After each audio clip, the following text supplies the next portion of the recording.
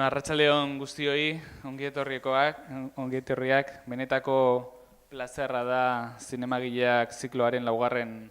edizioari hasiera ematea. 2021 Koldo Mitxelena Kulturunean sortu zenetik zinema maite dutenentzat eta sorkuntza zinematografikoaren artearen atzean eskutatzen diren sekretuak ezagutu nahi dituztenentzat ezinbesteko hitzordu bihurtu da zikloa.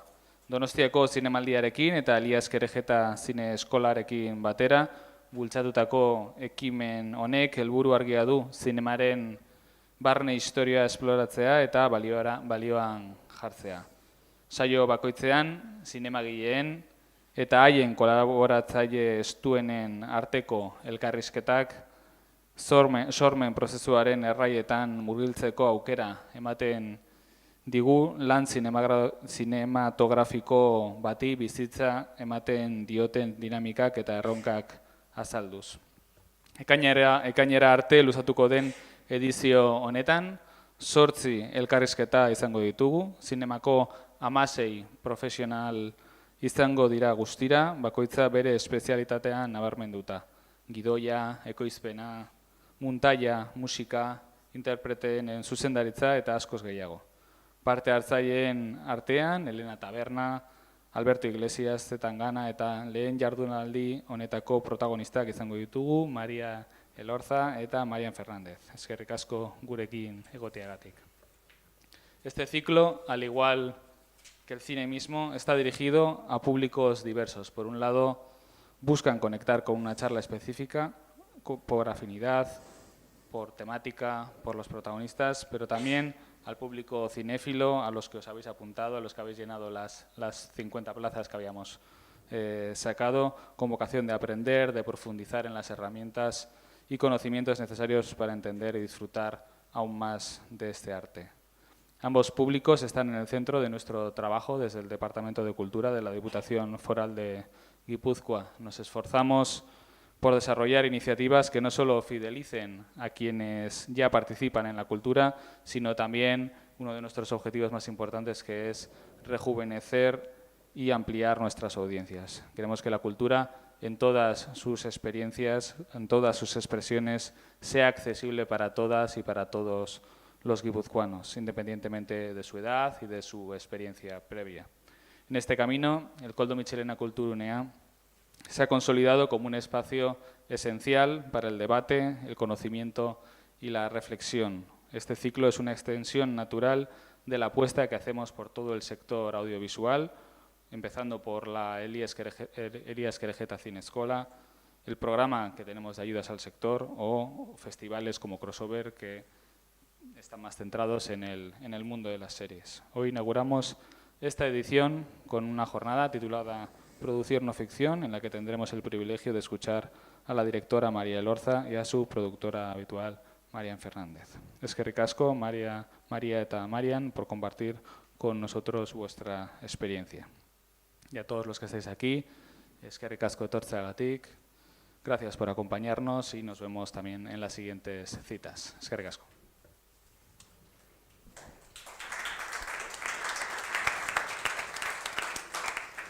Bueno, kaixo, atxaldeon, labur egingo dut, lehendabizi eskerrak eman nahi dizkiot Aldundiari eta Koldo Mitxelena Kulturuneari, zinemaldiari beste urte batez zinemagileen arteko elkarrizketetan parte hartzen usteagatik. Uste dugu beste urte batez gerturatuko zaretenok euko ezuela aukera urteko euskal eta espainiar zinema interesgarrienari errepaso bat botatzeko, ez? Eta gainera, errepaso hori izango da pixka bat ikuspuntu ezberdin batetatik, ez? Ikusi ahalko ezue, nola sortzaileek lan egiten duten beraien artean, eta zelan prozesu eramaten duzen aurrera, zine aurrera ateratzeko. Gaurko saioa, guretzako, bereziki interesgarria da. Hemen ditugu, ja aurkezu zaituztete, baina 3 zinemagile, Maria Elorza, zuzendaria, Marian Fernández ekoizleak, bien artean solasaldi bat egingo dute, hitz egiten pixka bat, nola ekoizten diren ez fikzioak, edo dokumentalak, edo hibridoak, edo benetan jakin dugu nola lan egiten ez duten elkarrekin. Eta gainera nik baita ere uste dut luxu bat dela moderatzaile bestela beste zinemagile bat izatea, ez? Mikel Elanda. Beraz bai, eskerrak hiruroi inaugurazio honetan parte hartzeagatikan eta txalo bat eskatuko dizuet beraientzako.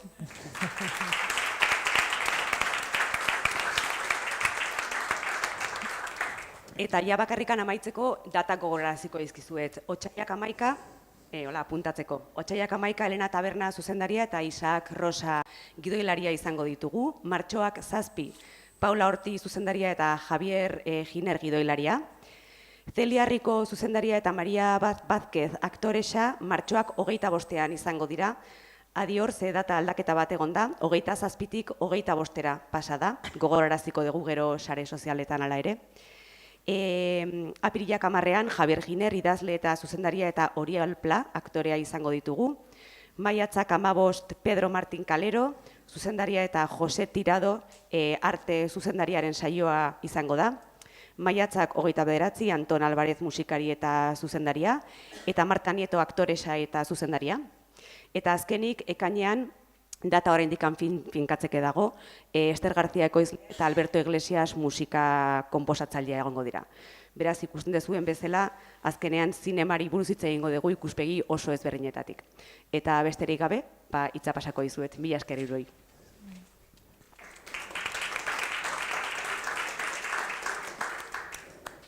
Kaixo, arratsalde on danoi, mila esker bertaratzearren eta nik ere aurkezpenekin jarraituko dut.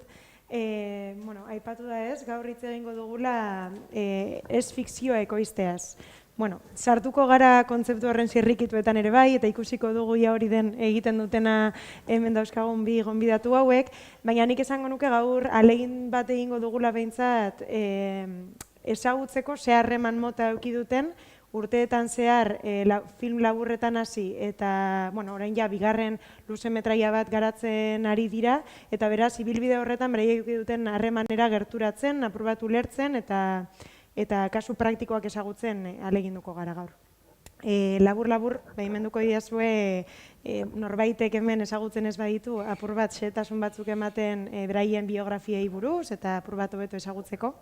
Nire aldamenean daukat Maria Elorza Deyes, bera Gasteizen jaio, baina Donostian bizi da egun, hemen, Antiguon, eta zinemagilea eta montadorea da bera. Bartzelonan, Pompeu Fabran egin zituen ikasketak ikus-entzunezkoetan, eta ostean Euskal Herriko Unibertsitatean ere arte sorkuntzan eta ikerketan masterra egin zuen. Egiten duen zinema deskribatzeko berriro dokumentala ez fikzioa eta entsegua berbak erabili izan ohi dira ez, baina nik esango nuke mugak zeharkatzen dituela bere jardunarekin eta gaur ere horren adibideak ikusiko ditugu. Sortu dituen piezetako asko, gaur sakonago ezagutuko ditugun arren, hitz batzuk, izenburu batzuk esango ditut gaur.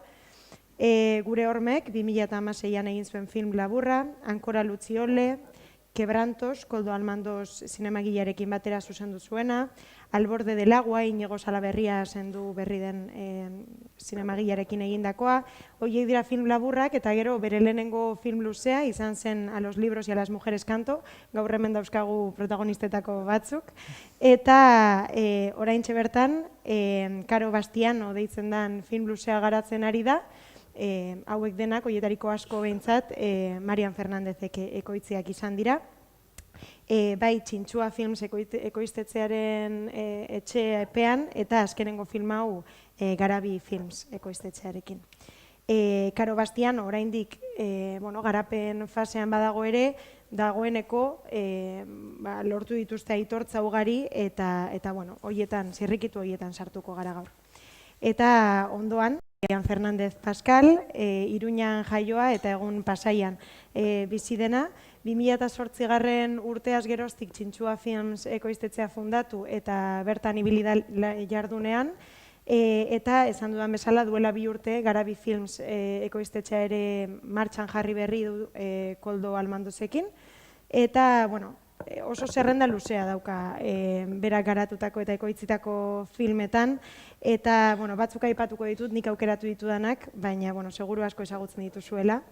Batartean daude 918 gau Arantza Sant Estebanena, Koldo Almandozen Oreina, Asier Altunaren Amama, Bertsolari eta laster kaleratuko duten Karmele, Telmo Esnalen Dantza, film luzeak dira horiek, baina gero telesaiak egiten ere aritu da, Ondarra Ahoak da horren adibide, eta Zerua Ahoak ere laster aber ikusteko aukera daukagun, Intimidad telesaia ere bai, eta abar luze bat, ez? Horrez gain, ekoizpenean aritzeaz gain, Ibaia Euskal Ekoizleen Elkartearen presidentea ere izan da 4 urtez, eta irakasle gonbidatu bezala Mondragon Unibertsitatean, Punto de Vista eta Semintzi jaialdietan ere aritu da, kurrikulum luzea, ikusten duzuenez 11 saltzetan buru belarri dabil beti Marian Fernández, eta horixe, eta gaur egun Karo Bastiano lantzen ere bai. Eta hasiko gara zuzenean galderekin, ez? Nik nahiko nuke gaurko saioa egituratzea modu kronologiko batean, eta horretarako, lehenengo hastapen horietara gerturatzeko okerrez banago, 2016an izan zen zuen arteko lehen hartu eman hori, eta gure hormek deitzen den proiektuaren barruan, ez? Ez dakit, nork nahiagoko luken hasi, baina apur bat aurkeztu hori. 2016an gogoratuko duzuenez, hemen Donostian kulturaren hiriburua zen, eta horren baitan Koldo Almandozek kale artea eta muralismoaren inguruko proiektu bat komisariatu zuen. Ni eta Maider Fernández gonbidatu gintuen ikusentzunezko pieza bat egitera kontestu horretan, ez? Kalean egin ziren interbentzioez gain beste disiplinetan ere pieza batzuk enkargatu zirelako. Eta Maiderrek eta nikan filmatu genuenarekin konturatu ginen bazegoela proiektu horretatik haratago ere espazio eduki zezakeen lan bat, eta korto forma ematea erabaki genuen. Eta hor sartu zen Marian. Eta hortik sortu zen gure hormek laburmetraia, eta ekoiztetxetik eman genio nola pixkat babesa pixkat kortoa bukatzeko, eta gero kortua zabaltzeko, banatzeko eta mugitzeko, eta hortik aurrera beste lan batzuk etorri dira. Hori da. Hor dauzkagu adibidez ez, Pinu Laburroien zerrendatxo hori osatzen, Ankora Lutxiole 2018 urtean egindakoa, eta Quebrantos, kasu honetan Koldo Almandozekin ere bai, ez? Film labur hauei buruz hitz egin dezakegu, baina apur bat, iruditzen zaidan interesgarria edo, da ia zuek ze garrantzia ematen dio zuen hastapenetan, ez? Zuen arteko harreman hori, ekoizle eta zuzendari artean, film laburrek daukaten garrantzia, eta ze ondorio eduki duten hasieran egindako lan txikiago horiek iraupenean behintzat, gaur egun garatu duzuen harreman horretan. Nik esango nuke prozesu naturala izan dela, ez? Eta gure harremanaren pieza oso garrantzitsu bat beti izan da Koldo Almandoz ere. Eta beti egon da ere produktore sortzaile lan berezi bat egiten gure artean. Eta gero hori prozesu natural bat izan da, eta pixkanaka jungea labur metraietik luze metraiera pasatzen, eta beti proiektu ez fikzioa, baina hibridoak, baina zerbait gehiago, eta beti erronka berriak bilatzen, eta etorri, iritsi geha gauden tokian, ez? Bai, eta gero nik esango nuke baita ere, azkenean korto, niretzako gutxienez hala izan da, kortoak beti izan dira entxegu leku bat, ez, laborategi moduko bat, ez, bai ekoizpenean lan egiteko moduan eta baita ere sorkuntzatik, ez, eta egia da lehenengo proba horietan, Txintxua bezalako ekoiztetxe batekin lan egiteak ere ate asko zabaldu zizkiela film laburrei, eta horrek ere ahalbidetu zuela gero lanean jarraitzea, ez, eta baita ere hori, lan horiek zinearen kontestuan jartzea, ez? Gure hormekekin bezala, nik uste hori izan zela pixkat hasierako bultzada, ez? Ulertzea lan horiek ere, zine zirkuitoen kontestu horretan, ez? Eta gainera, aipatu ditugun film hauek ibilbidea eduki zuten, ez? Banaketan, eta horrek moduren batean ere, ez dakit, zinemagile bezala zuri, eta, agian zuen harremanari, errestasunen bat eman zion luzemetraia garatzerako unean, edo lehenengo pauso horiek ematerako unean, ez? Bai. Hemen dakagu zinema, ez? Donostiko zinemaldikola, ez? Arduradun batzuk eta denok dakigu, edo behintzat zinegilok dakigu ze garrantzitsu handian dakaten gure proiektuentzako zinemaldien bultzadak, ez?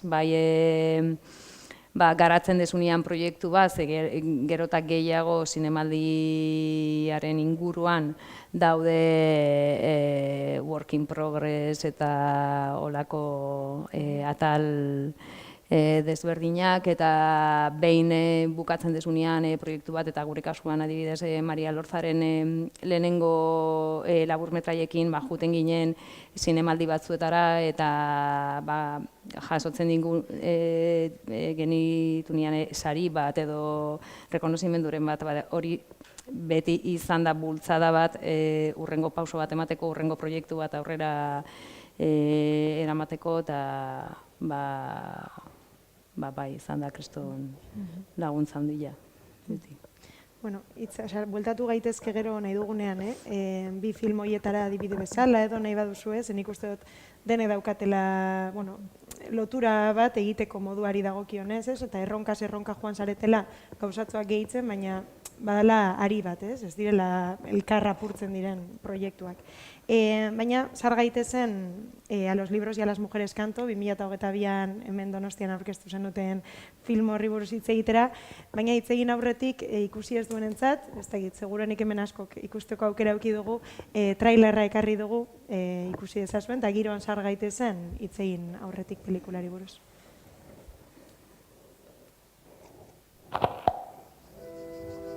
Ecco mia madre, ecco mia sorella, ed ecco una che mi assomiglia.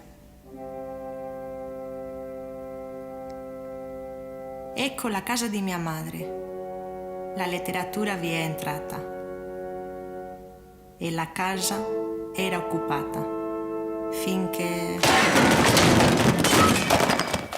Yo estoy bien, pero la más ha quedado con un dedo torcido, que es el dedo que se pilló en la estantería. Allora mi sono chiesta, possono i libri uccidere oppure ci aiutano a vivere?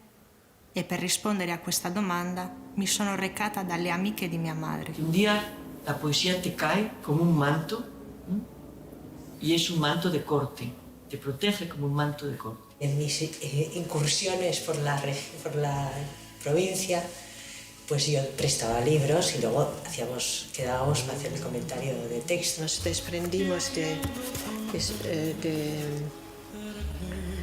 papel. Del passato. Y del pasado. Hay mucho de esto.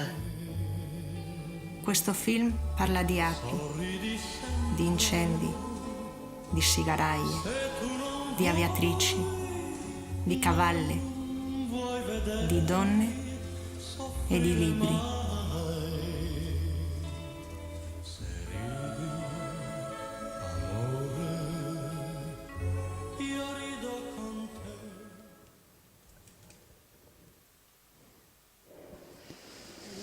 Bueno, ikusi ditugu hor emakumeak, ikusi ditugu liburuak, ikusi dugu zure ahotsa eta zure muntaia, ez? Guzti hori josteko. Ikuste dugu elementu askoko materialaz bazenera malazuk ja, ez? Proiektu honetan hasi zinenean, baina apur bat abiapuntura joateko ze puntutan iritsi zineten honi proiektu deitzera, zer zen eukan zuk eta ze behar izan zen euskan une horretan.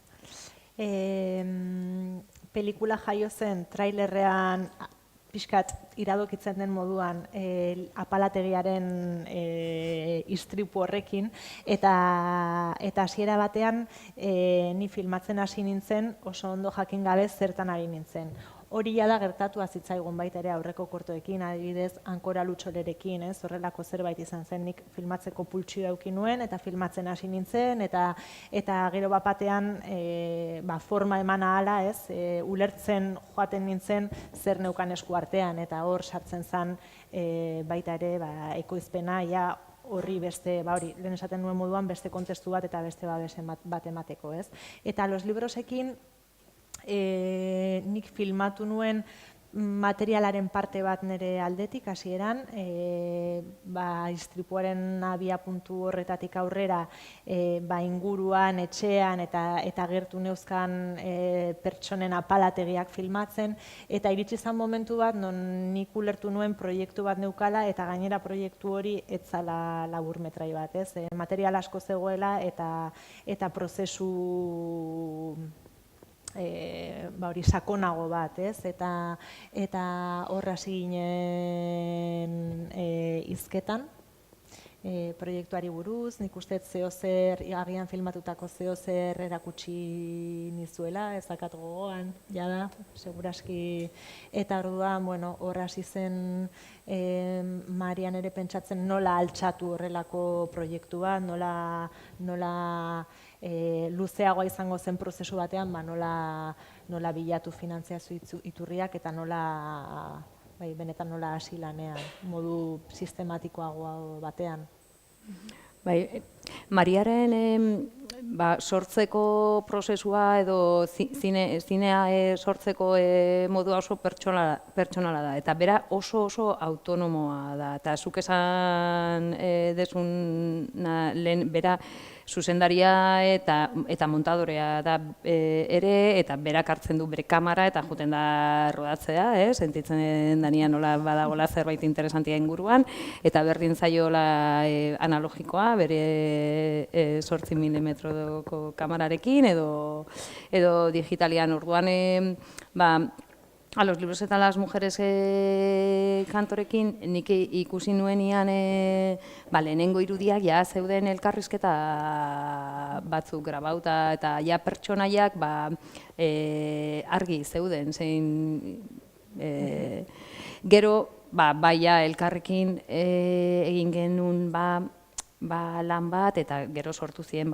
elkarrizketa gehiago, eta gero irudi asko gehiago, eta gero igual eman genion Mariari aukera lasaiago lan egiteko bere montaje prozesu hori, berak ere artxibo askorekin egiten du lan, eta ordu asko sartzen ditu horre bera bakarrik artxiboa bilatzen eta montatzen, eta igual ere gure proiektu horrekin gure laguntza igual zan gehiago ematea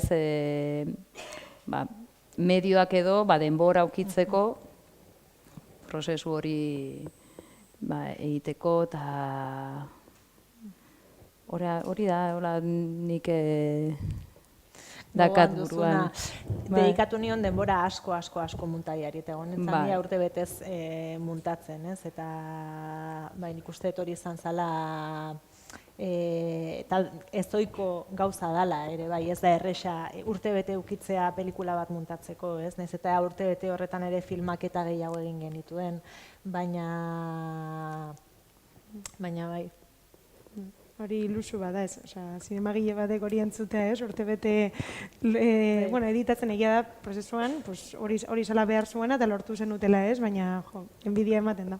Eta horrekin lotuta apur batez, eta aipatu duzu finantzaketa eta kontatu zenidan aurreko baten anekdota moduan barre egin genuen baina, ari gara denbora guztian ez fikzioari buruz hitz egiten, eta nik uste dut zuk asaltzen zenidan bezala, zuk egin zenuena izan zala ulertu, Maria nor zen zinemagile bezala, eta gero alegin du pentsatzen hori nola aurkeztu, eta barre egiten dugu eta nahiko nuke zu kontatzea hemen, nola ideatu zenuten edo diseinatu zenuten finantzaketa prozesu hori?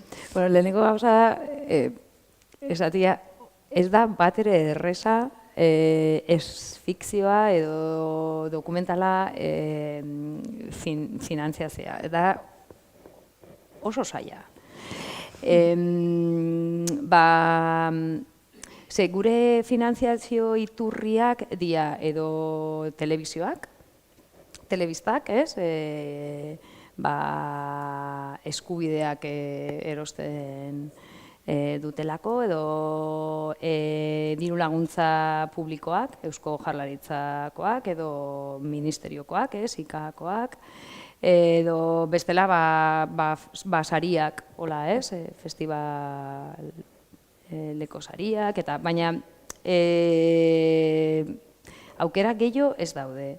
Eta telebistek ez dute erosten dokumentalak, oso zaila da telebista dokumentalak ikustea, edo dokumental pixkat, igual dokumental oso klasikoa, animalien dokumentalak, edo olako gauzak, oso informatiboak, edo divulgatiboak, edo bai, baina olako dokumental autoralak edo bai. Orduan, jaso genuen diru pixkate ETB-tik, baina oso diru gutxi, eta gero behar genitun diru laguntza publikoak. Eta bai daude, hortzako, bai daude diru laguntza publikoak. Baina daude diru laguntza publikoak edo dokumentalentzako edo film esperimentalentzako. Eta orduan, ibili nintzen nola saiatzen, lortzen. Hau zer da gehiago, esperimentala edo dokumentala? Esperimentala, eman nun pausoaz, eskatu nun dirua film esperimentala aurrera eramateko, eta ez jaso nuen. Eta hitz egin nuen nola komisioko kide batzukin, eta ez da esperimentala, dokumentala da, datorren urtean eskatuko dut berriz, eta urrengo urtean eskatu nuen, eta ez nuen jaso, eta hitz egin nuen berriz ere hola komisioko kide, baina eske Mariaren filma ez da dokumentala, da esperimentala, eta hori, 3 aldiz saiatu nintzen, eta ez nuen lortu. Ezan ez da bat, ez da bestea. Baina azkenian lortu genuen Eusko Jaurlaritzako diru laguntza bat, izan zen rebote bat, zegoen aukera jasotzeko aurrekontu gutxiko edo txikiko filmentzako. Eta orduan aurkeztu nun, eta ez nun jaso, baina gelditu ginen suplente moduan. Eta orduan jaso zuena ezun aurrera eraman proiektua, eta orduan euki genuen karambola, eta hori diru laguntza horren esker gaur ikusi dezakegu filma. Hala ere, seguru nago, hori ere ez bazenuten lortuko, behintzat, ekina zaretela eta beste moduren batean baina iritziko ginela filma ikustera. Prozesu guzti horretan, normalean, deialdi horietara aurkeztu zaretenok, badakizue dokumentu asko idatzi egin behar direla, legindu behar zarela saltzen, hitzen bitartez, orokorrean zer dan egin nahi duzun film hori. Baina ikusi dugun bezala, film honek hitzak badauzka, liburuak ere bai, baina aipatzen zenuen zaila dela, zaila egin zitzaizula dokumentu horiek idaztea, eta zuen kasuan deskubritu zen dutela edo oso garrantzitsua zela, edo agian bestera batera ezin dutela lortuko irudi horiek eukiko ez bazen dituzte, nola izan zen material horien bilaketa edo?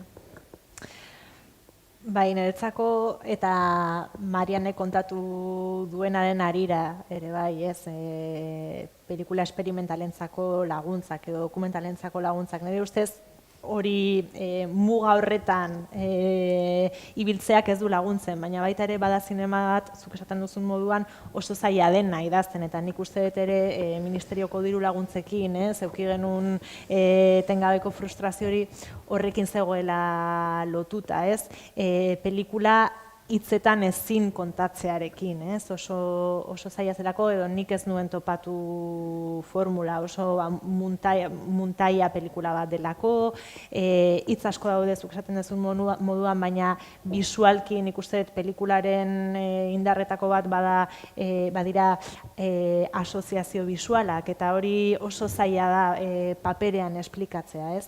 Eta injustu horregatik ere, eta zan pelikula zalako ere bai, familiarekin eta gertuko elementuekin nik etengabe filmatu egiten nuen, ez? Benetan gainera pelikula hori egin nahi nuelako, ez nuen, osea, nahi nuen medioekin egin, baina ala ere bestela korto bat egingo nukeen, edo ez, asmoa etzan proiektu bat altxatzea, hori bazan ere helburu bat, baina etzan hori helburua, ezan filmatzea eta benetan baita ere prozesuarekin gozatzea, ikastea, eta zentzu horretan, ezin idazte horrekin batera zegoen etengabeko filmaketa lan bat, eta horrek lagundu zuen agian, ez? Gutxienez Eusko Jaurlaritzako diru laguntza ateratzen, edo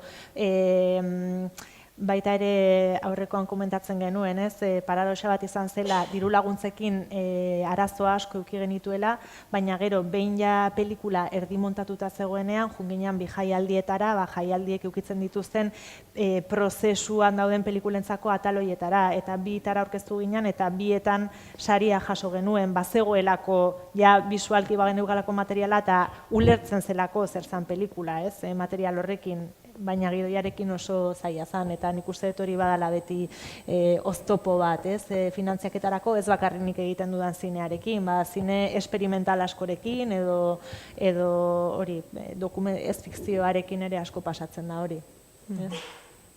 Bai, orduan, zailtasun asko eukizien dituzten, ez? Orokorrean aurrera ateratzeko proiektu, baina lortu zen nuten, eta esan dugun bezala, 2022an aurkeztu zen, eta esaten zen idaten, zuentzako oso momentu gozoa izan zela, eta aurre ikusten ez zenuten zerbait, ez? Ez dakit, nahi baduzu apur bat gogoratu estreinu hori, eta ze gertatu zen hemen zinemaldian, eta... Azteko, zorte handia izan zen hemen zinemaldian aurkeztea pelikula, eta nik uste dut hori bazala gure gogoetako bat, eta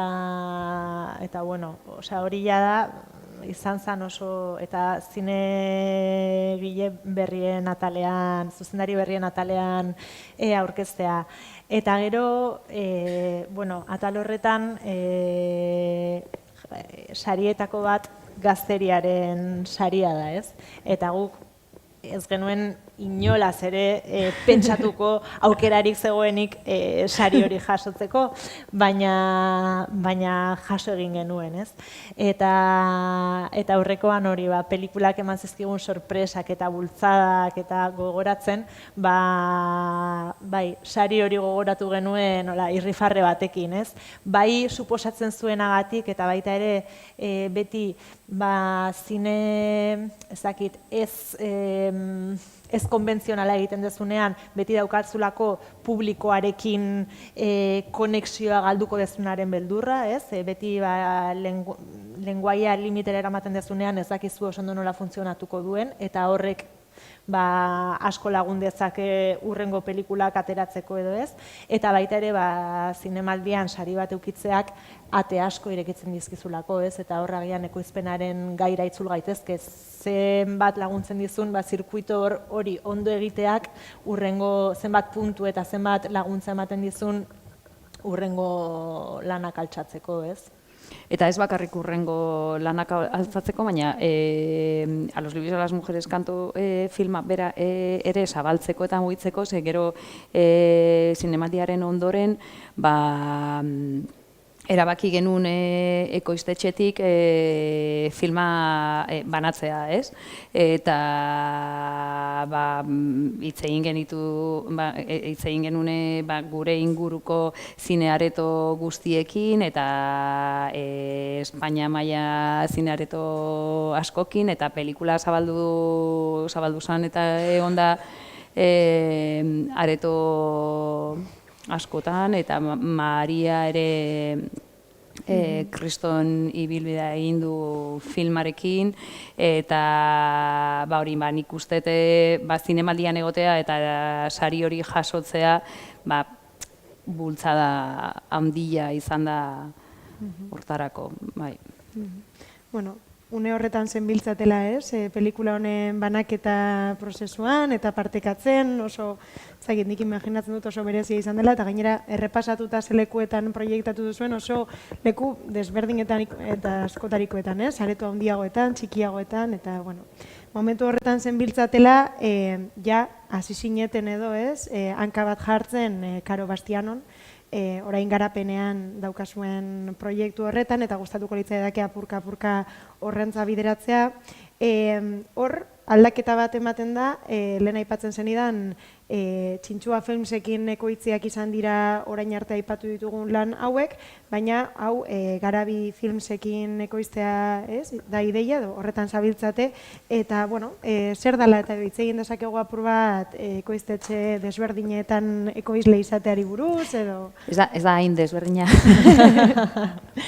Bietan ni naiz ekoizle burua, baina Garabi Films ekoiztetxean Koldo Almandozekin nago, biak gea bazkideak. Eta nik Koldo Almandozekin egiten den lan oain dela 30 urte.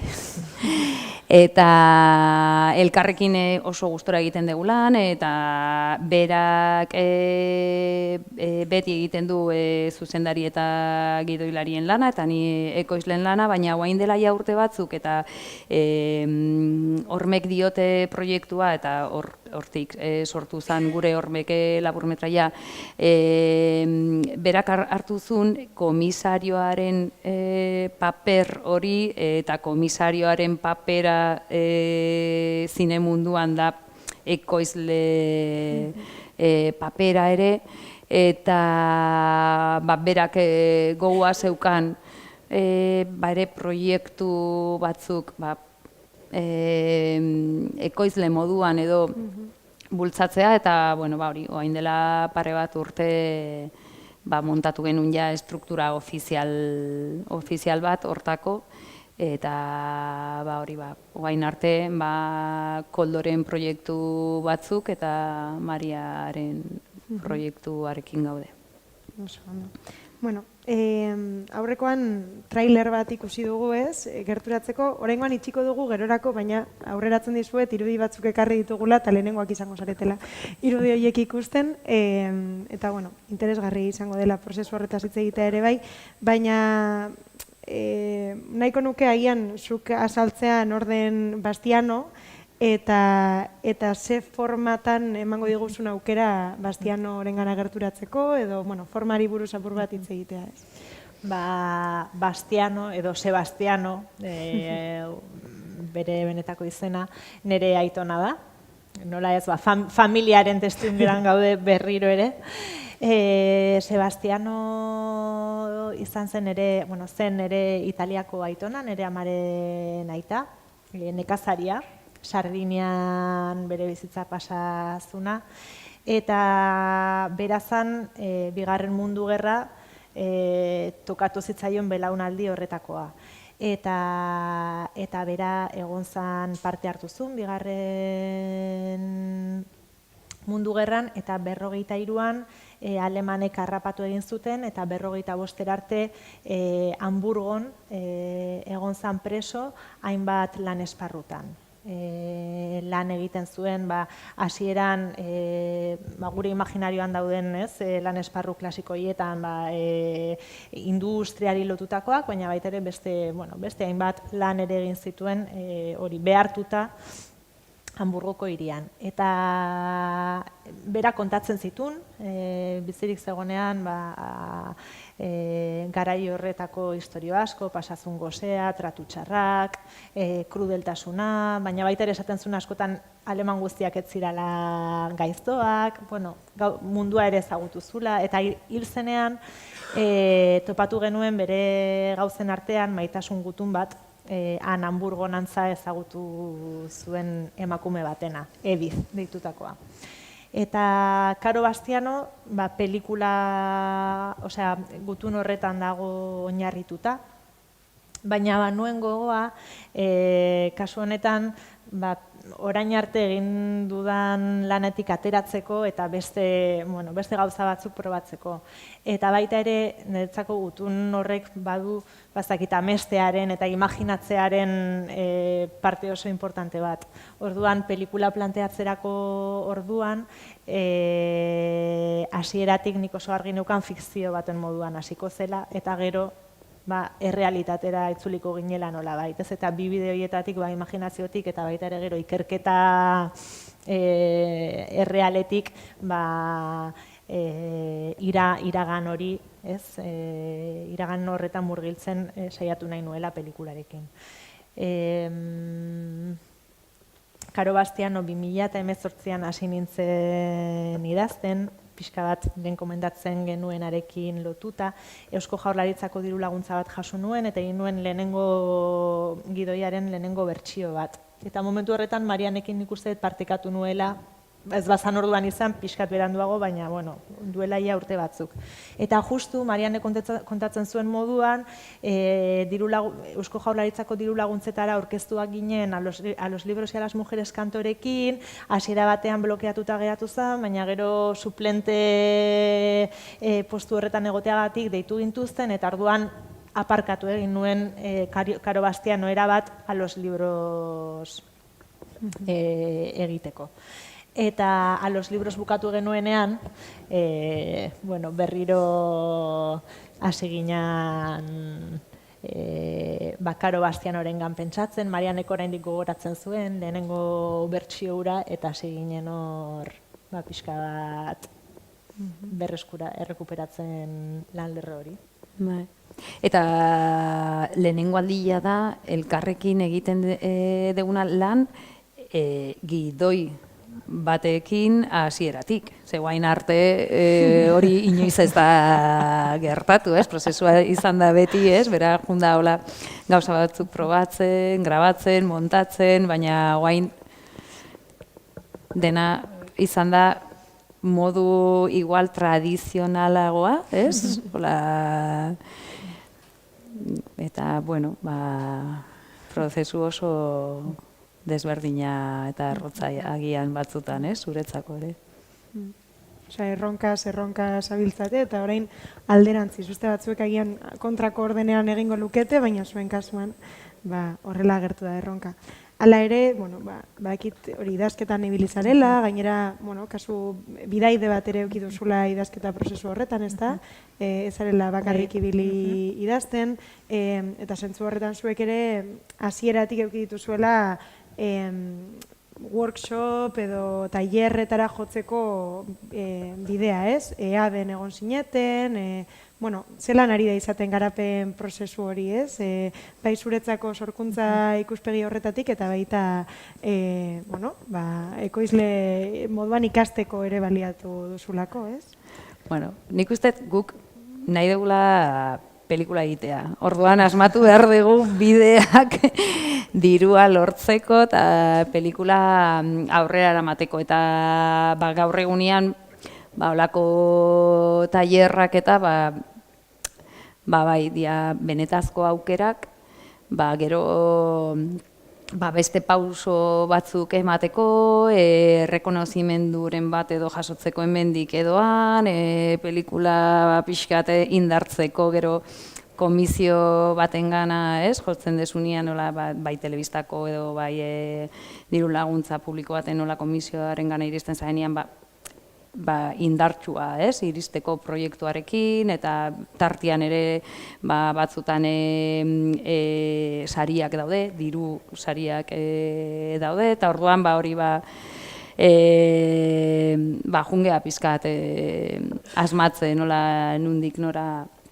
Eta aurten, 2024an nik egin dute produkzio tailerra Karo Bastianarekin, nazioarteko tailer bat, oso kaineroa, Bai, Mariak badakiz, nirekin etorri zen 10 egun pasatzea Trondheimen egon ginen Noruegan, eta Mariak egin du ikusmira berriak. Hori da. Ikusmira berriakeko egonaldia nire kasuan bai izan da oso idazketan zentratua, gidoiari forma eman, bai kreatiboki, hori parte nagusiena izan da, baina baita ere pixka bat pentsatu nola azaldu, ze baita ere berriro banago arazo berdinaren aurrean, ez? Fikziozko partea idaztea erresa da, hori bada modu klasikoan idatzi daiteken parte bat, baina dokumentala dana berriro arazo berdinak planteatzen ditu, nola kontatu, nola transmititu pelikularen espiritu hori, eta hori izan da parte oso importante bat, ez? Lantegian ez bakarrik gidoia lantzea nik pelikulako beste fase batzuetan lan erraminta bezala erabiltzeko, baina baita ere pelikula nolakoa izango den aditzera emateko irakurle bati, ez? Eta bueno, oso bai, prozesu interesgarria da eta beti gauza asko deskubritzen dituzu prozesu horretan. Bai, eta gero bai, bada pelikula bat berriro planteatzen dituna baita ere genero muga horiek, nola enfokatu gidoia ministerioko komisioak uler dezan pelikulak zentzua duela lan lerro horretan, igual pelikularekiko horren argia ez dana, ez? Zer da fikzioa, dokumentalera aurkezten badegu fikziozkoa dela esango digut, edo fikziozko lan lerroan dokumenta dela, bueno, nola forma eman gidoiari, hori ez bakarrik nik barne lan bat bezala eginez, baizik eta jende guzti horri aditzera emateko pelikula hori ez, nolako izango den eta nola finantziatu ere ikusteko, ez? Bai, eta oraindik ez dakat bat ere argi nola egingo dugun, ze bai, a los libros eta las mujeres kantorekin nola zalantza zan hori ez, dokumentala, ala experimentala, eta orain da dokumentala ala fikzioa, eta oso desberdina da. Bide batetik edo bestetik oso, eta ez da bat ere erresa, argi ez dagonean, ez, pelikula batian nola, baina, bueno, hori da gustatzen zaiguna ere, ez, bai. Deskubritzen dira horiek, eta zabaltzea beste batzuentzako. Eta bilatuko dugu bide bat, eta bai, lortuko dugu pixkanaka seguro, baina. Bueno, orain bai, sartuko gara berriro hemen, eta aditzera emate horretan, ez? Pelikula azaltze horretan, aipatzen zenuten, beste behin, erabaki zenutela irudiekin ere lan egitea, eta hemen dauzkagu bi bideo desberdin ekarri ditugu. Bueno, zuek nahi duzunean hemen lagundu niri azaltzen, baina lehenengo egin zenuten hemen daukat bat maketa izena daukana, ez? Bai. Nahi baduzu ipiniko dut, eta gero atera ditzakegu ondorioak, edo... Baina igual aipatuko dugu zertarako prestatu genuen, ez? Ze momentutan eta nola izan da edo... Deialdi askotan eskatzen dute, batzutan ez da nahi ezkoa, baina kasu batzuetan bai, eskatzen dute zine munduan teaser deitzen dana, ez? Dala, pelikula izango denaren aurrerapen moduko bat, ez? Edo pelikularen pixkat zaporea zein izango den transmitituko duen ikusentzunezko pieza moduko bat, ez? Gure kasuan, hasi ginen ikusten, urrengo interesatzen zaizkigun, urrengo deialdietan alakoak eskatzen zituztela, kasu batean beharrezkoa zala bai alabai ikusentzunezko zeo zera orkestea, beste batzuetan ez, baina seguru geunden proiektuari lagunduko ziola, azaldu dugun guzti horrengatik justu. Eta arduan, bueno, nik ez dut asko filmatu proiektu honentzako, baina baneuzkan gauzatxo batzuk, adibidez, Badaude eszena asko pelikulan obradoreetan, ogi obradoreetan, orduan banengoen junda hemen Donostiko de Lof okindegiaren obradorera, irudi batzuk filmatzera, eta gero baneuzkan proba batzuk eginda artxibo materialarekin, garai hartako artxibo materialarekin, eta orduan, pentsatu genuen, bueno, ikus dezagun daukagunarekin badagoen zeozer muntatzeko aukera. Orduan, orain ikusiko dezuena da, maketa hori hor daude, bainik filmatutako irudiak, bai artxibo materiala, eta baita gustatzen zaizkidan pelikuletatik lapurtutako planoak, nun aditzera ematen den pertsonai horiek nire pelikulakoak diala, baina ez dia lapurtutako irudiak. Orain ikusiko dezue.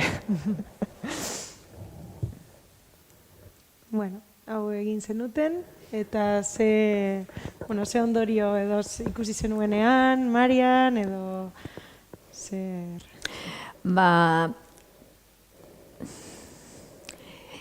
Gure artean, uste, hitz egiteko eta pentsatzeko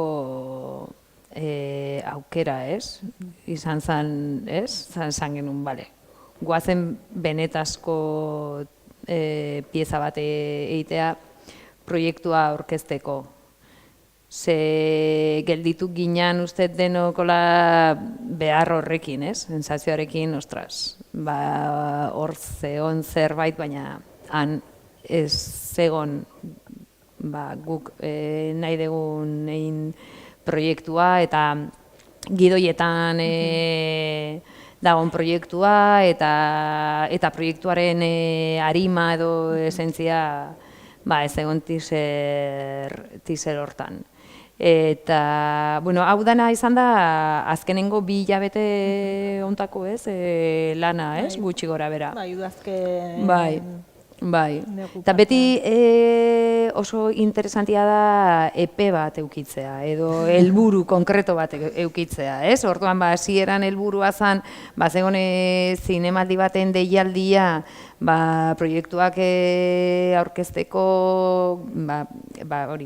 garatzeko fasean dauden proiektuak eta aurkezteko, eta orduan teaser bat eskatzen zuten, orduan hasi ginen nola, edo Maria hasi izan jolasten eta egin zuen maketa hori, eta orduan esan genuen, ETB-ko deialdi batean nahi dugu proiektua aurkeztu, eta esan genuen, guazen egitea benetazko teaser bat, ETB-eraz bidaltzeko, eta gero IKA, Eusko Jaurlaritza, eta dena... Eta hasi ginen pentsatzen, eta nola, eta ze behar dugun, eta orduan ja, hasi ginen rodaje txiki baten pausu guztiak ematen dana. Argazki zuzendari batekin, nik sekula auki ez nunan, ere bizitza osoa. Lehenengo aldiz eukin hor tipo bat foku askorekin, eta casting bat, aktorez profesional bat, baina aktore lanak egiten. Casting zuzendari batekin, casting deialdia egin genuen. Arropa, Espainietakoa, eta ikusiko dugu orain. Ikusiko dezute, maketan eretzako izan zen, alde batetik, verifikazioa a los librosekiko beste zerbait nahi genula, beste, ez collage baten itxura zeukan beste zer egin nahi genula, eta baitaren niretzako maketa hori izan zen gidoia izango balitz bezala. Orain ikusiko dezu eta alderakutuko ditugu nahi badezue bi bertsioak, ze oso ezberdinak dira gauza batzuetan, baina egitura oso antzekoa da adibidez, eta orain nahi badezue jarriko dugu.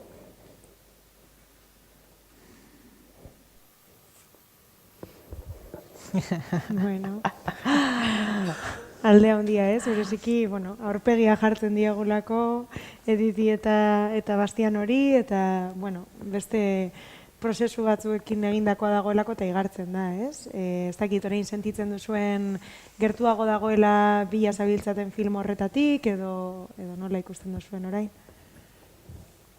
Bai, nik uste dut batez ere, edo nire beldurra, igual baita ere, gauza hauek ere badira zurekiko erreakzio bat, baina nire beldurra aurreko teaserrarekin zala, igual nire lana ezagutu dezakeen batek pentsatzea, ya otra película de María Elorza con remontaje de otras pelis, eta, pixkat transmititzea beste zeo zer dala, badagola fikzioaren zerbait, badagola dokumentalaren zerbait, hor ezakit, terren horretan mugitzen dela pelikula, aurpegiak daudela, lehenengo planoak daudela, gero niretzako lehen ez dut kontatu, baina ogia eta txoriak oso garrantzitsuak dira pelikulako gidoi guztian. Okinarena izan zelako nire aitonak eukizuen azken ogi bidea Alemanian, fortzatuta, etzan lan libre bat, zan hori behartuta egin zuen lan bat, seguraski bizirauten lagundu ziona, seguraski lapurtzen zuen lapurtzen zituen ogi apurrak, eta gero berak etengabe txoriak ehizatzen zituen, Hamburgoko kaleetan, gero kindegiko labean sukaldatzeko aukera zeukalako. Orduan, nahi nuen elementu horiek hor egotea nolabait,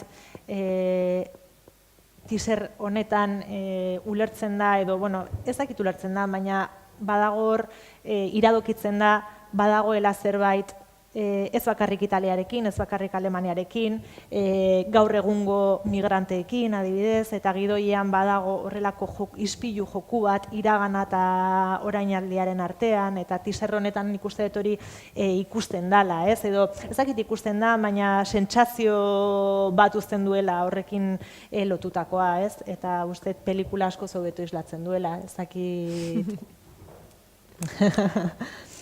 Bai, eta, pelikula, Karo Bastiano filma dena, fikzioa da, dena, badago benetazko gutun bat edo eskutitz bat, eta hori egia da, existitzen duela, eta dena, baina beste dana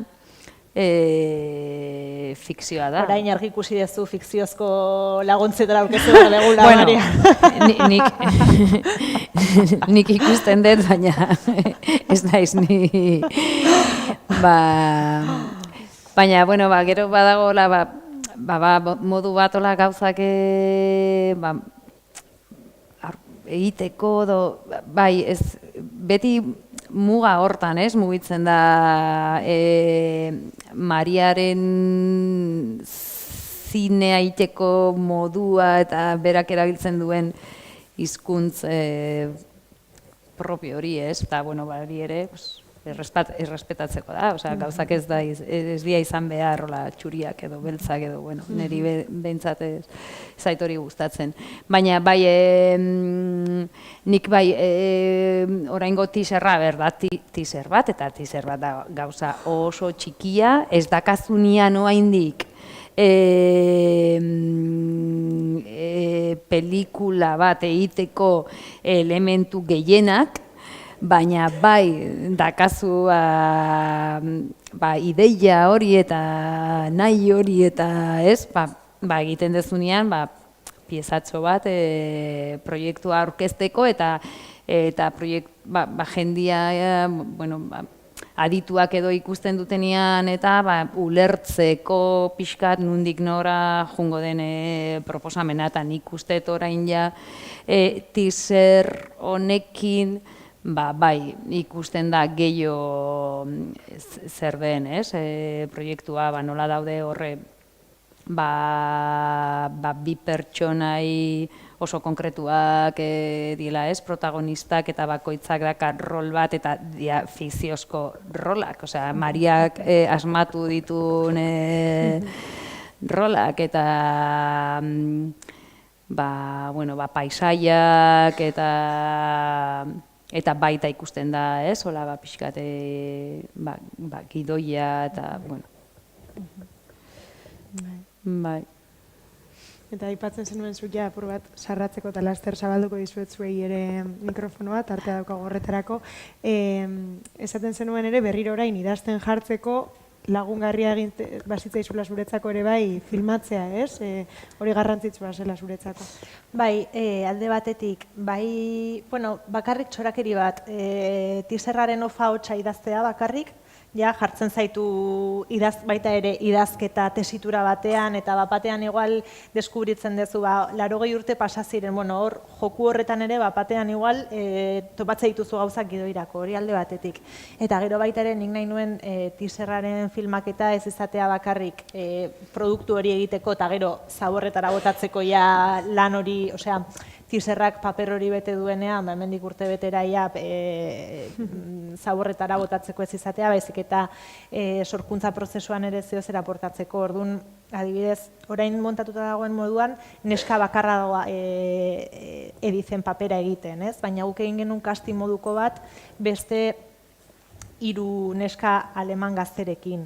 Eta orduan aprobetxatu nuen filmaketa hori ez bakarrik gutunaren irakurketa egiteko, baizik eta neskak elkarrizketatzeko eta euren iritzia jakiteko gutunaren inguruan, eta hori oso elkarrizketa interesgarria ez izan, gainera filologia ikasle bat etorri izan, eta orduan berak gauza asko komentatu zituen lenguaiaren inguruan, nola nabaritzen da Alemaniara zaharra dela, ez antzinakoa, baina bai ez dela gaur egungo Alemaniera, eta oso interesgarria izan zen filmaketa, adibidez nik pentsatzen, aukeretako bat zakagu argi nahi dugun aktoresa profesional bat edo ez profesionala dena izen papera egiteko. Orduan izan zen alde batetik modu bat hori probatzeko, ea igual ez profesionalekin zehozer interesgarria atera daitekeen, baina baita ere igual estena bat idazteko non neska aleman gazteek gutunaren inguruan espekulatzen duten edo komentatzen duten, ez? Orduan, bueno, izan zen modu bat baita ere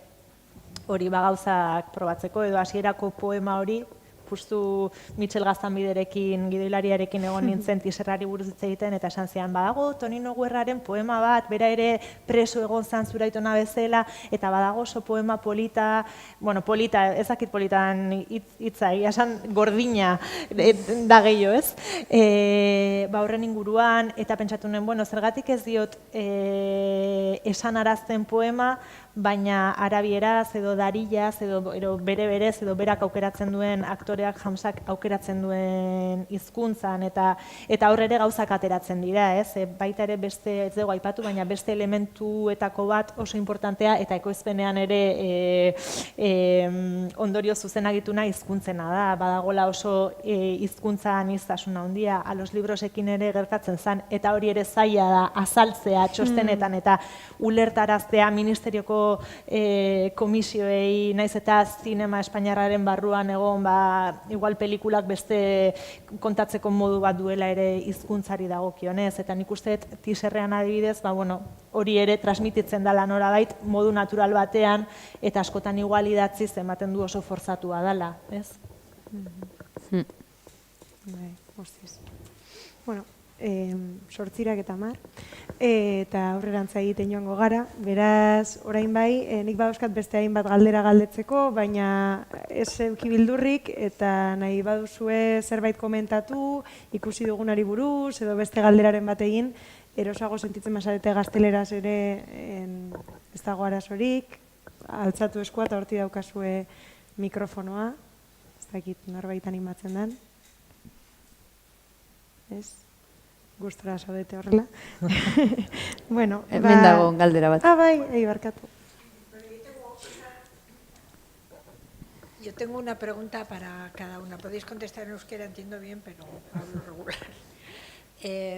Para María, si te imaginas en algún momento haciendo una película más convencional, como de ficción al uso, si piensas que se podría...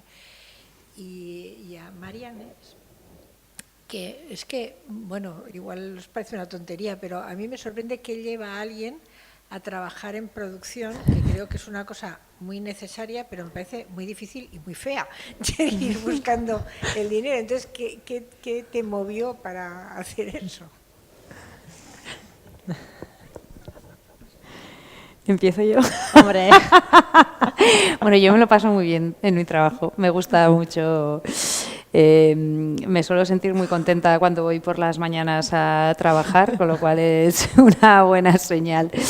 Y llevo trabajando en esto toda mi vida profesional, o sea, no vengo rebotada de ningún otro sitio. Estudié comunicación audiovisual y estudié comunicación audiovisual por descarte, no tenía ninguna pasión en aquel momento y mi enamoramiento del audiovisual surgió durante la carrera y creo que tuve una conciencia muy clara de mí misma como una persona con muy pocos dotes para ser una creativa y una autora y una artista, pero con muchísimas ganas y voluntad de hacer realidad los sueños de crear películas de personas que tenía alrededor a las que pues veía un talento y sentía una admiración profunda, ¿no? Y esa fue mi primera motivación y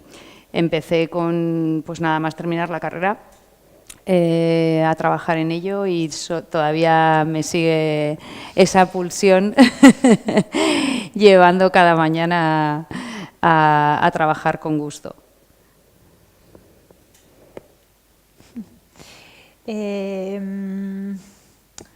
Sí que creo que sí, o sea, me veo, no me veo, creo que me gustaría, creo que no me ha llegado el momento todavía de hacer una película más, creo que antes tengo que hacer Caro Bastiano, o si no es Caro Bastiano, algo que se le parezca.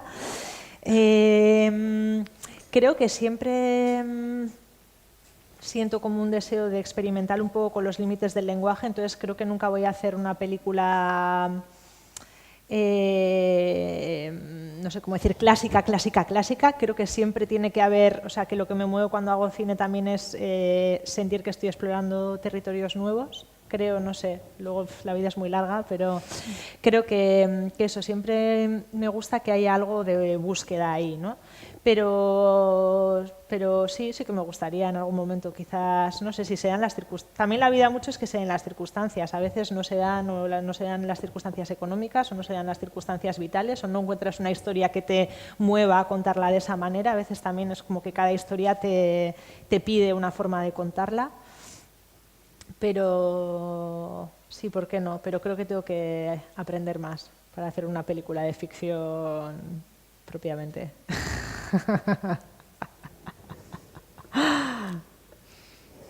¿Alguna otra pregunta? Beste galderaren bat hortik? Ez. Bueno, nik baneukan hor galdera, iruditzen zaidalako, berriro biei egingo dizuet, bakoitzari bere galdera. Askotan galdetzen zaiola, sortzaileei galdetzen zaigula, ea prozesu baten gaudenean beste pelikula edo zinemagile batzuengan inspiratzen garen, eta, bueno, galdetu nahi nizunia une honetan, agian duela hilabete ez, baina une honetan basabiltzan autoreren bat, edo estenaren bat, edo izan daiteke libururen bat, baina erreferenta argiren bat baldin badaukazu, ez dakit, ulertzen ez duzun zerbait aurkitzeko edo, eta zuk erantzun ostean gustatuko litzaidake Marianek ere erantzutea, ez da hain ohikoa agian ekoizleei galdetzea, baina uste dut, aipatzen zenidala, bai egiten duzuela ez, ibilbide bat finantzak eta pelikula bat atzerakoan eta ostean eukiko duen ibilbidea planifikatzerakoan agian inspiratu zaitezketela duela gutxi egindako beste pelikularen batean edo ia ohitura daukasun beste pelikula batzuen ibilbideetan inspiratzeko laguntza bezala, ez? Orain gogoratzen ari naiz aurreko bileran esan zenigula, pentsatu erreferenteak galdetu egingo dizuela lakota. Ez dut pentsatu. Baina, a ber, beti, niri oso zaila egiten zait galdera honi erantzutea, ekibokoak sorditzakelako, ez? Hau da, askotan zuk igual, zure, maite duzun zinea dakazu edo prozesuan, sorkuntza prozesuan zaudenean etengabe itzultzen zaren pelikula bat, baina askotan agian egiten ari zarenak ez daka zerikusirik, ez? Edo sor dezakezu espektatiba bat pelikula izango denaren inguruan zerikusirik ez daukana. Hori esan da, ez dakit zergatik pelikula hau egiten buruan dakat asko Angelopoulos eta duela gutxi ikusi nuen berriro El paso suspendido de la cigüeña, beste mota batetako zinea da, baina badago beti literaturarekin eta poesiarekin lotura handi bat, bere aldetik, eta Tonino Guerra bere gidoilaria izan zen, ez dakit horrek zerikusirik dakan, baina bada buruan daukadan zehozer, ez zehatz-mehatz bisualki horrela izatea nahi dudalako pelikula, edo gidoia bereak diren bezalakoak izango delako, bera bazan fikzioa, baina badago hor zerbait beraren gana eramaten nauena, agian pixkat malenkonia moduko bat duelako, badagoelako beti hori zineari omenaldi bat, edo beti atzean, eta nire pelikuletan ere badago hor beti zerbait horrekin. Eta gero, horretaz aparte, eta egia da gian Angelopoulos badala zinegile horietako bat lagundu nauena beti, osea beti hor daukadana, cineasta de cabecera. Baina egia da, adibidez, dokumentala eta fikzioaren hibridazio horretan, baditu dala agian buruan bi zinegile, bat da Katarina Vasconcelos, bere pelikulan ikuste dela agian dokumentalagoa, bueno, ez dakit egia dan ez dena izena, nerea baino, baina badago gutunekin, familiarekin, baina oso zerbait, baina aldi berean puesta en estena bat oso indartsua dena aldi berean, eta badago oso iaia artifiziosoa dan pelikula bat, eta bueno, joku horretan bada, de hecho, teaserrean bere irudi batzuk ikusi dira, eta bueno, bada hor daukadan erreferente bat, batzuetan ere begiratzen den, nola saltzen zuen berak bere pelikula, zer esaten zuen dokumentala da, zetik eta jartzen zion, bada hor daukadan erreferente bat, eta agian nola beste, ja, portugesekin jarrita, Miguel Gómez ere ez, bada hor, ezakit badagolako hor baita ere, nahasketa bat, generoa, dokumentala, fikzioa, oso, ez dakit, batzutan oso musikekin eta ere, ez dakan, bueno, ez dakit, da hor dakadan beste referente bat, ez nire pelikula bereak bezalako izango dalako, baina agian zerbait pizten didatelako, ez? Jazta. Eta, bueno, nire kasuan, nik adibidez zinean beti gelditzen naiz kreditu guztiak bukatzen dien arte, ez? Eta kredituak irakurtzen, pista asko topatzen ditut. Eta uste asko ikasten dela, ez? Nire lana ez da bakarrik dirua bilatzea, eta dirua bilatzea oso importantia da, noski baietz, baina nik egin behar dut proiektua diseinatu. Ulertu oso ondo zein dien proiektu horien aukerak. Eta nola egingo dugu ondo dimentsionatzeko benetan aurrera eramateko. Eta normalian kredituak irakurtzen proiektu baten edo film baten dimentsioa ikusten da oso argi. Eta ikusten duzu hor dena, da proiektuaren tripa guztiak daude han, zenbat jende hartu duen parte, talde bakoitzan, ze talde izan dira handiagoak bestiak baino, eta zein dira talde buruak, eta gero dena hornitzaileak edo zenbat festivaletan edo jaso ditu sariak edo zenbat diru laguntza, nundik, dana, eskerrak, en los agradecimientos, ahí te pones morada, vale, beitu, zein dago, ahí, eta, bueno, hori oso interesantia da, eta gero ere begiratzen dut asko, interesatzen zaizkite filmak, edo, igual, ez dakit antza edo ikusten dezuela zu zaudenian film bat egiten eta beste bat antzekoa edo baldin bada zein da bere banatzailea edo ze nazioarteko agentearekin dago lan egiten edo ze festivaletan aurkeztu dute pelikula hori eta hori da oso interesantia, eta gero zuk ere esan dezu ni egon naiz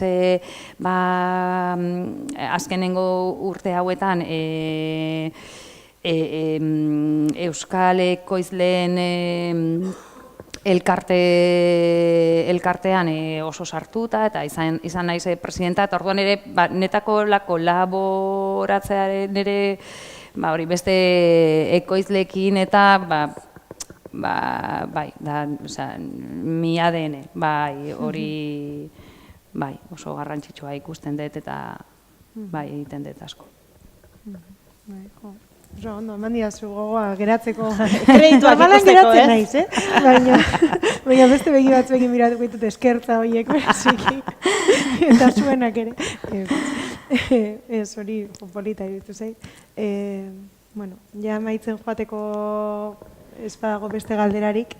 Azkenengo galdera, bueno, ja ematen duela derrigortua dela, baina benetan interesa daukadala, bueno, ez dugu aipatu, ikusmira berriaken, sari garrantzitsu bat jaso zuela proiektuak ez, hori izan zela sideral banaketarako saria, eta horri buruz ere hitz egin duzu.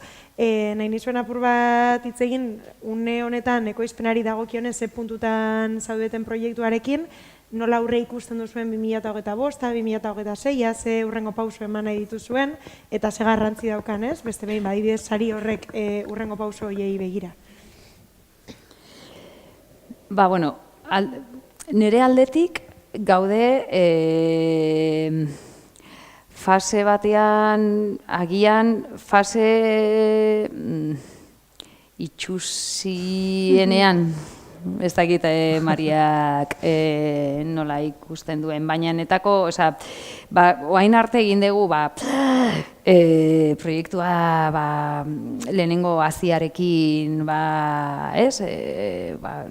landu eta 2024an lan asko egin dugu, nik nire aldetik, Mariak bere aldetik, eta orainetako izango da gehiago hori deialdiak eta klak-klan, tok-tok, eta bueno, hor ikusten dut proiektua, eta nire helburua da 2026an eukitzea ja proiektua indartsua rodajera juteko. Maria.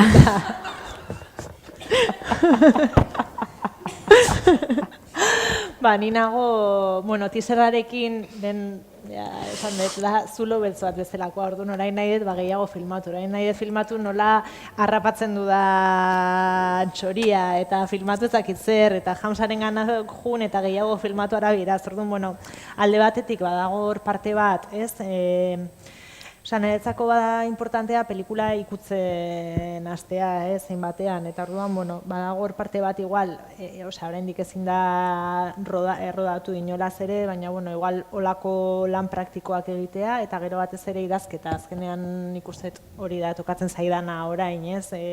Gidoiari geroz eta forma gehiago ematea, eta baita ere igual ikustea, segun eta ze deialdi dauzkagun aurrean, horretarako gidoia adaptatzea, ez diozu gidoi berdina saltzen ETB-ri edo IKA-ari. Orduan, bada hor, idazketa lan bat, oso bereziki atsegina ez dena, igual Marianen kasuan bezala, baina, uste hori tokatzen dela, ez, momentu hontan, eta gero